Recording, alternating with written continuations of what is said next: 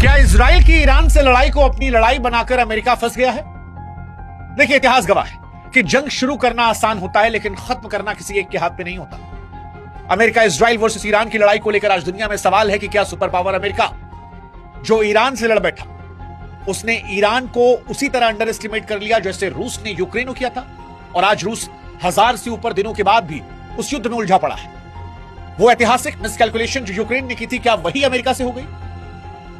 यह सवाल इसलिए उठ रहा है क्योंकि डोनाल्ड ट्रंप को बार बार सफाई देनी पड़ रही है। वो कह रहे हैं कि हो सकता है 4-5 हफ्ते युद्ध चल जाए। वो कह रहे हैं कि भाई साहब, हमने तो इजराइल को बचाने के लिए युद्ध कर लिया, वरना ईरान हम पर अटैक कर लेता।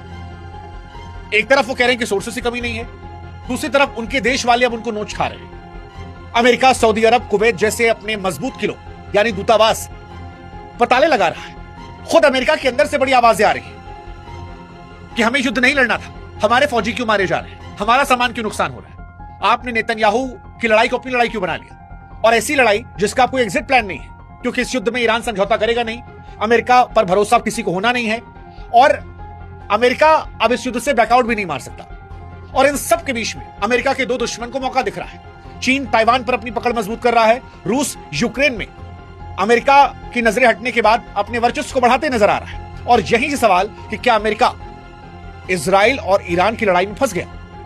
इस कहानी की शुरुआत करें उससे पहले हमारी आपसे गुजारिश कि व्हाट्सएप चैनल को आप सब्सक्राइब कीजिएगा। बार बार हम ये कह रहे हैं, कहते इसलिए हैं क्योंकि आप लोग वीडियो तो मिलियंस में देखते हैं, फॉलो करने के टाइम में थोड़ी कंजूसी करते हैं। मत कीजिए, आप ही का भला है, हमारा आपका रिश्ता मजबूत होगा। आपसे वहां पर हम संवाद करते रहते हैं और भविष्य में बहुत सारे वीडियोस जो है वो हम आपको वहां पर देते रहेंगे, आपके सुझाव को भी लेते रहेंगे। अब शुरुआत करते हैं इस कहानी की। लिंक हमने डिस्क्रिप्शन में, कमेंट सेक्शन में दे रखा है। क्या नेतन्याहू ने अमेरिका को ट्रैप में फंसा लिया है? देखिए, अमेरिका के भीतर अब चर्चा गली कूचों तक पहुंच गई है कि क्या यह युद्ध वाकई अमेरिका का है या उससे किसी और की जंग में धकेल दिया गया है। तमाम डिफेंस एक्सपर्ट इसे नेतन्याहू ट्रैप कह रहे हैं, क्योंकि ऐसा लग रहा है कि इजराइल ने अपने पॉलिटिकल लक्ष्य को हासिल करने के लिए अमेरिका को हथियार की तरह इस्तेमाल किया, क्योंकि बिना अमेरिका के इजराइल इतनी बड़ी लड़ाई नहीं लड़ता। और यह बात अब अमेरिका के अंदर से आ रही है। बर्नी सैंडर्स और एलिजाबेथ वॉरेन जैसे कद्दावर नेता सीधे सीधे ट्रंप नेतन्याहू की जुगलबंदी बताकर इस वॉर को ही असंवैधानिक बता रहे हैं। अमेरिका के अंदर भारतीय मूल के सांसद रो खन्ना ने कहा कि अमेरिका की जनता दूसरे देशों में सरकारें बदलने वाली अंतहीन लड़ाइयों से पक चुकी है। व्हाइट हाउस के बाहर और न्यूयॉर्क के टाइम्स स्क्वायर पर हजारों की भीड़ उमड़ रही है। वो सिर्फ प्रदर्शन नहीं कर रही है, डोनाल्ड ट्रंप से कह रही है कि तुम कितना लड़ोगे यार, इराक में इतने साल उलझे रहे, अफगानिस्तान में उलझे रहे और फिर वही गलती कर रहे हो, मत करो। सर्वे के आंकड़े चौंकाने वाले हैं। लगभग 60% अमेरिकी जनता इस युद्ध के खिलाफ है, यानी डोनाल्ड ट्रंप को पूरी तरह उनके मुल्क में भी समर्थन नहीं है। और इन सबसे तर अब उनको अपने दूतावास बंद करने पड़ रहे हैं। दरअसल इजराइल अमेरिका वर्सेस ईरान जंग के चौथे दिन एक बहुत कड़वी सच्चाई दुनिया के सामने आई। सुपर पावर अमेरिका आज अपने दूतावासों को बचाने को लाचार दिख रहा है। सऊदी अरब और कुवैत जैसे देशों में, जिन्हें अमेरिका अपने सबसे पक्का ठिकाना मान रहा था, वहां पर अपने दूतावास बंद करने पड़ रहे हैं। पेंटागन ने ईरान की मारक क्षमता का गलत अंदाजा लगाया था जब अमेरिका ने जेरूसलेम में अपने नागरिकों को सुरक्षित निकालने की जिम्मेदारी से पल्ला झाड़ा और ओमान में रहने वाले अपने लोगों को शरण लेने की सलाह दी, तो पूरी दुनिया ने देखा कि अमेरिका की सुरक्षा गारंटी कागजों तक रह गई। बहरीन जैसे देश, जहां पर अमेरिका का 5th फ्लीट तैनात है, वहां भी विद्रोह के हालात हैं और वहां की जनता ईरानी ड्रोन हमलों का जश्न मना रही है। जिन सैन्य ठिकानों पर अमेरिका ने दशकों तक अरबों डॉलर पानी की तरह बहाए, आज वही ठिकाने ईरानी मिसाइलों के लिए आसान निशाना बन गए हैं। और इन सब की एक वजह वो मिनाप कांड भी है, जो आज अमेरिका की छवि दुनिया भर में खराब कर रही है और जिसने ईरान के अंदर की अंतरकलह के बावजूद लोगों को ईरान के प्रति सिंपैथी दिला दिया। मसलन भारत में देख लीजिए, भारत में बहुत सारे लोग ऐसे हैं जो इजराइल के सपोर्टर थे, लेकिन जो 160 बच्चियों का कत्ल किया गया उसको लेकर वो अमेरिका इजराइल के खिलाफ हो गए। सच यह है कि रणनीतिक तौर पर अमेरिका की एक बहुत बड़ी घातक गलती थी ईरान के मिनाब शहर में वो बम्बर, वो जो प्राइमरी स्कूल बम गिराया गया जिसमें 160 मासूम बच्चियों की जान गई।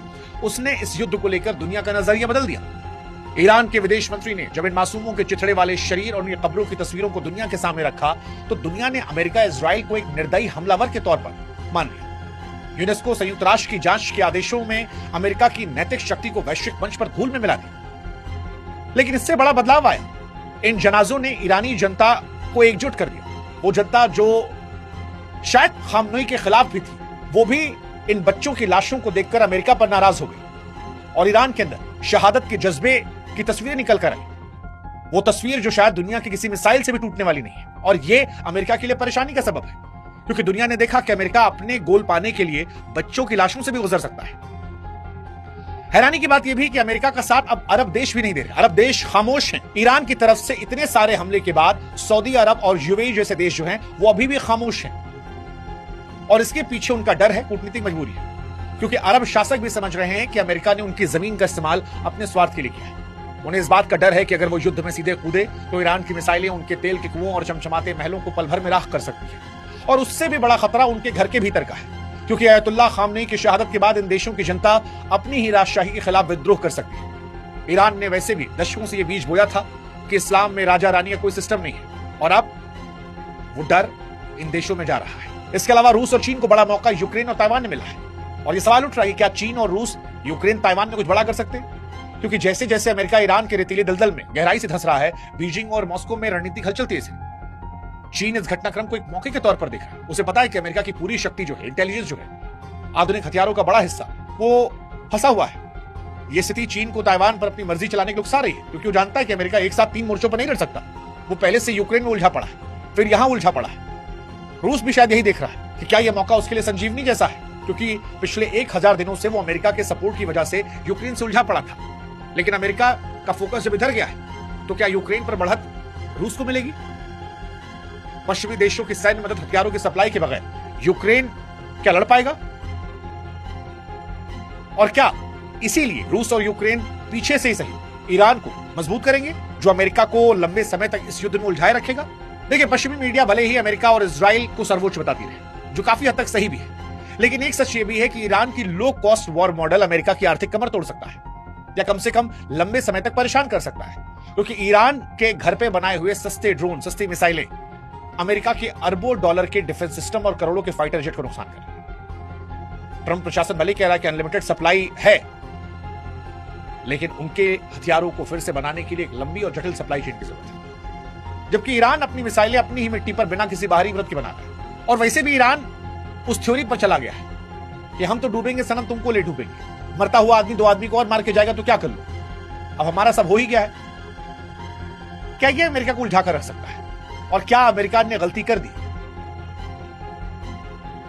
देखो, दुनिया को परेशानी तो हो रही है। अमेरिका के कदम के चलते आज पूरी दुनिया एक ऐतिहासिक आर्थिक और सामरिक सुनामी के मुहाने पर है। तेल का स्टॉक हफ्तों का नहीं दिनों का बचा है। ट्रंप का दावा कि जंग जो है वो लंबी लड़ी जा सकती है, अब उनके ही देश में भी उनके खिलाफ बड़ा हथियार बन सकता है। सच तो यह है कि अमेरिका ऐसे चक्रव्यूह में घुसा है जहां अंडर एस्टिमेशन और मिस कैलकुलेशन का शिकार हुआ है। नेतन्याहू के वादों पर भरोसा करके उसने ईरान को बिल्कुल खत्म समझा। अगर यह युद्ध लंबा चला तो उसकी साख और खजाना दोनों पर असर पड़ेगा। अगर वो पीछे हटा तो सुपर पावर के तमगे पर असर पड़ेगा। फिलहाल यही लग रहा है कि अमेरिका बुरी तरह फंस गया है। अब ईरान ना उसे पूरी तरह उगलते समझ में आ रहा है, न निगलते। आपको क्या लग रहा है, आप बताओ। कमेंट सेक्शन खुला है, इंतजार कर रहा है आपका।